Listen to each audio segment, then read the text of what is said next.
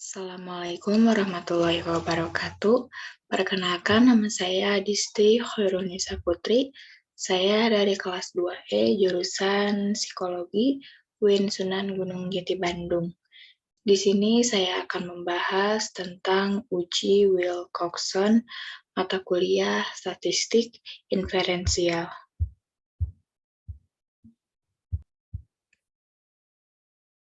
Di sini ada apa itu uji Wilcoxon? Nah, uji Wilcoxon ini merupakan uji non-parametris yang digunakan untuk mengukur perbedaan dua kelompok data berpasangan berskala ordinal atau interval. Tetapi data berdistribusi tidak normal. Uji ini juga dikenal dengan nama uji Matt-Perthes.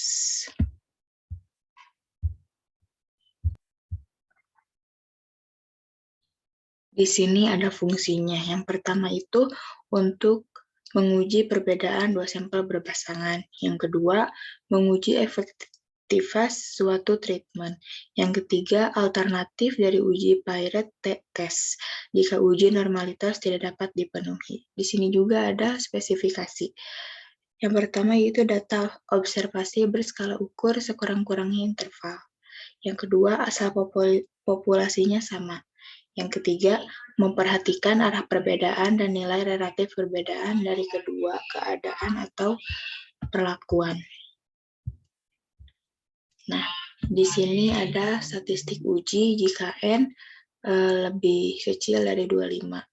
Yang pertama itu hitung selisih nilai data kelompok 1 dan kelompok 2, dan median untuk setiap pengamatan itu DI sama dengan pre-KI min pos KI. Yang kedua, beri peringkat untuk D1-nya. Jika ada nilai yang sama disebut TICE, diberi peringkat tengah atau mid-range. Yang ketiga, pasangkan tanda plus dan minus pada peringkat sesuai nilai pada langkah pertama. Yang selanjutnya, hitunglah jumlah peringkat bertanda plus dan jumlah peringkat bertanda minus. Yang selanjutnya, statistik uji yang digunakan untuk masing-masing hipotesis adalah T sama dengan min. T min, T plus.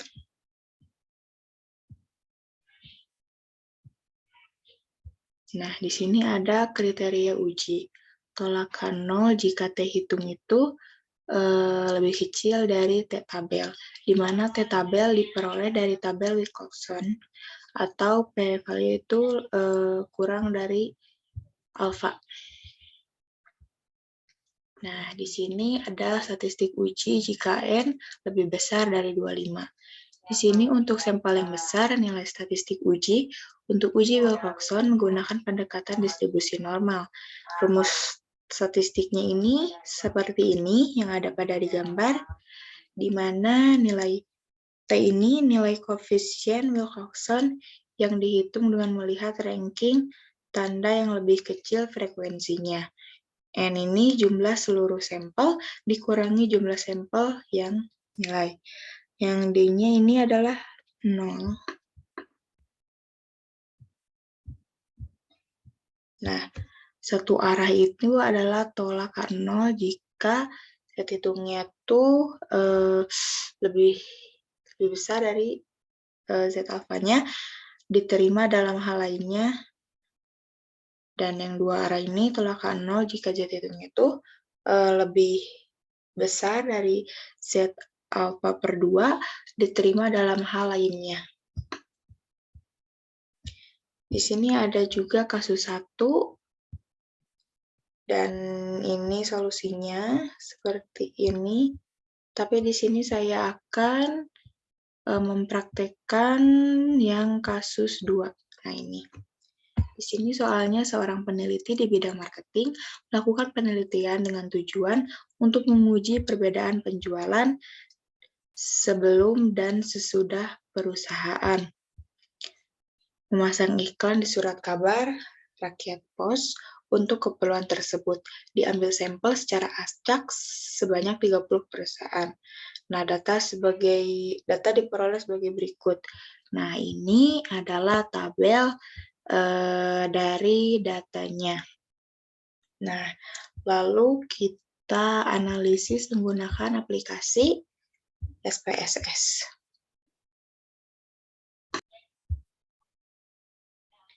Nah, di sini tadi data yang ada pada di tabel, kita masukkan atau kita input ke dalam aplikasi SPSS berikut ini. Nah, seperti ini. Lalu kita ke variabel view. Nah, di sini untuk nama ada sebelum dan sesudah. Untuk desimalnya 0, dan labelnya yang sebelum ini sebelum iklan, yang sesudah ini setelah iklan. Nah, di measure-nya ini scale dua-duanya. Nah, lalu setelah itu kita ke analyze, non-parametric test, legacy dialogs, kita ke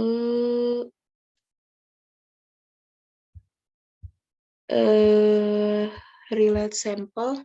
Nah, kita masukkan sebelum iklan dan sudah iklan di sini.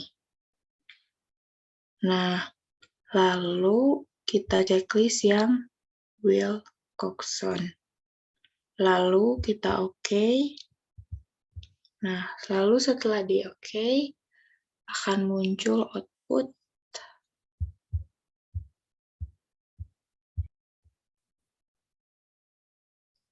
Nah, ini adalah hasil output yang keluar. Nah, di sini ada negative range, positive range, test, dan total. Nah, untuk negative range-nya ini ini tuh 4, positive range 21, testnya 0, dan totalnya 25. Dan di sini ada mean rank dan sum of rank. Nah, di sini juga ada tes statistik. Yang Z ini min 2,937 KP. Lalu yang signya ini adalah 0,03.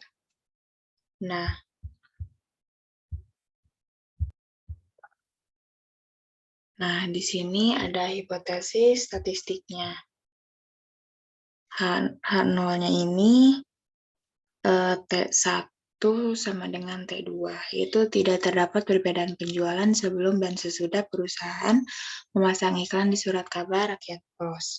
Dan yang H1-nya ini T1 sama dengan T2, yaitu terdapat perbedaan penjualan sebelum dan sesudah perusahaan memasang iklan di surat kabar rakyat pos. Dan di sini alfanya ini adalah 5%.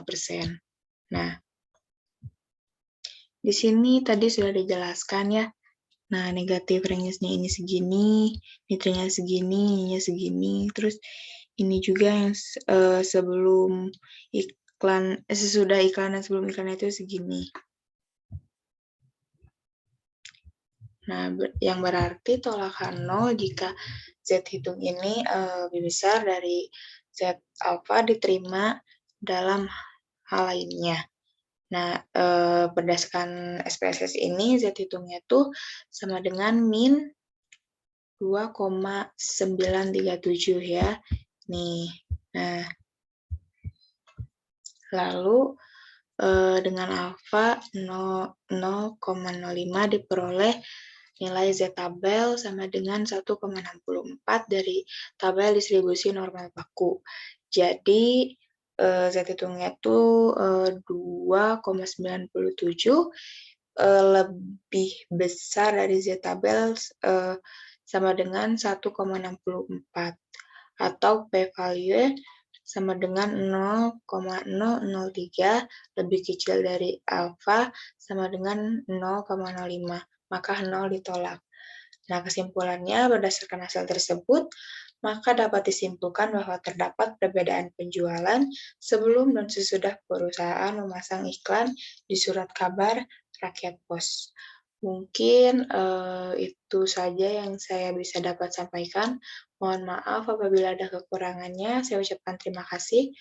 Wassalamualaikum warahmatullahi wabarakatuh.